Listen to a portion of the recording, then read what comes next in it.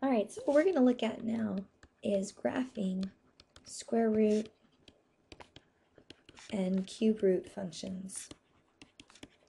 Okay, so let's start out looking at something like, just for some practice, say f of x was equal to square root of x minus 4. If I wanted to find f of 8, remember what I'm going to do is everywhere I have an x, I'm going to put an 8. So if I want to find f of 8, everywhere I put an x, I put an 8. So instead of having x minus 4, I have 8 minus 4. So square root of 8 minus 4, square root of 4. Square root of 4 is 2. Okay, now if I wanted to find f of 6, I follow the same process, just like I would with any old function. Instead of an x, I put a 6 minus 4. So that's the square root of 2. And the square root of 2, I'm just completely content to leave it that way. Okay. Let's try a cube root just for funsies. G of x is cube root of x plus 2. So if I wanted to find g of negative 1, g of negative 1, I go in here and instead of x, I put negative 1 plus 2 equals the cube root of 1. And the cube root of 1 is 1. That's right, because 1 cubed is 1, so the cube root of 1 is 1. So that works. That's kind of fun. And then g for positive 1, I could try that one. And if I did that, at the cube root of, instead of x, I put 1. So 1 plus 2. I've got the cube root of 3. And I just leave it that way. And that's perfectly acceptable. Okay? So that's just kind of how you're going to substitute these things in for when we're graphing these. So let's just take a quick look here at the graph of x squared. Say we want to graph, or sorry, not x squared. We want to graph y equals the square root of x. So we're going to have our little xy table.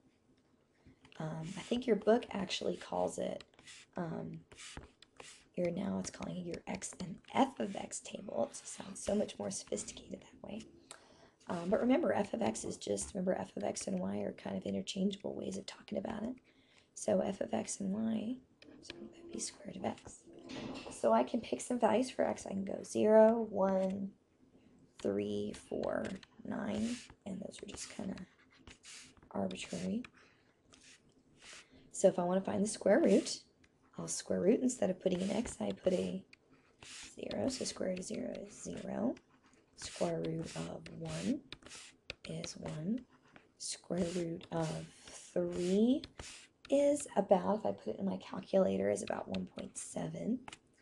Square root of 4 is 2. And the square root of 9 is 3. So my points to plot over here are going to be 0, 0, 1, 1, 3, 1.7, 4, 2, and 9, 3. So if I make my little, that's not exactly how I want it to be. Okay, and I've got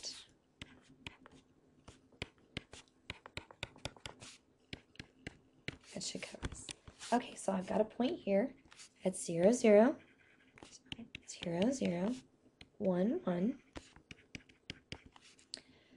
1, 2, 3, and then 1.7, and then 4, 2, except my tick marks are a little wonky. So I'll kind of make it pretty. There we go. We'll pretend that's where hey, stop it. We'll pretend that's where it needs to go.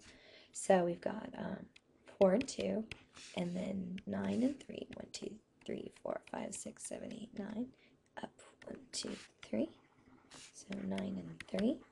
So basically the point is just kind of want you to get comfortable with what the graph of a square root looks like. And it looks like that. So it's kind of like, that's your square root sign.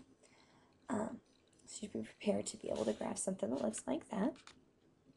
Now, similarly, say we want to graph, come on, keep going, keep going. All right, say we want to graph f of x is equal to the cube root of x, okay? This also describes a function, so we've got a function here. So we can put together our little xy charts. We have x and f of x, which is cube root of x. So I can stick in all sorts of numbers over here. I can have 0, 8, 1, 1. I think we're going to just stick in here for funsies 6, -6, and 8 and -8. So over here, I've got cube root of 0, cube root of 0. So cube root of 0 is 0. Cubed root of -1 is -1. Cube root of +1 is +1. Cube root of 6, well, that's something I kind of have to go to my calculator to get a good value for. And if I did that, I would get about 1.8. So then the cube root of -6 would therefore be about -1.8. And the cube root of 8 is going to be 2. And the cube root of -8, the cube root of -8 is going to be -2. So my points to plot are going to be 0, 0, -1, -1, 1, 1, 6, 1.8, -6, -1.8, 8, 2, and -8, -2. So if I give myself just enough room to see what's going on, I can plot a little graph here. And I need to go at least 1, 2, 3, 4, 5, 6, 7, 8 over here. 1, 2, 3, 4, 5, 6, 7, 8 over here. I think it's about as far as I need to go that way. So I'll go in here, put in my 0, 0. I have -1, -1. I have 1, 1. I have 6, 1.8. 1, 2, 3, 4, 5, 6, 1.8. And I've got -6, 1.8, 3, 4, 5, 6. And I've got 8, 2. 1, 2, 3, 4, 5, 6, 7, 8, 1, 2. 8, 2. And I've got -8, -2. -8, -2.